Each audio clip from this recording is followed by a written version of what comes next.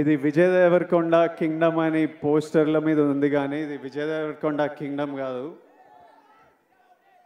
ఇది గౌతమ్ తిన్నూరీస్ కింగ్డమ్.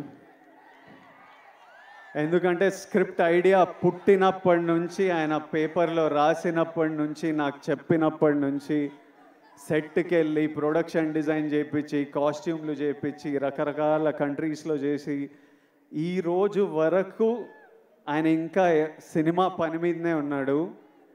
ఆ తర్వాత ఇది అనిరుద్ రవిచందర్స్ కింగ్డమ్. అనిరుద్ పాటలు విన్నాం.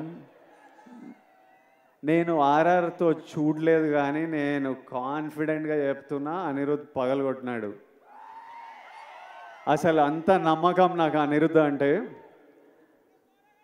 I love you, Anirudh. I've always had immense love for this man, and since I met him, I love him even more.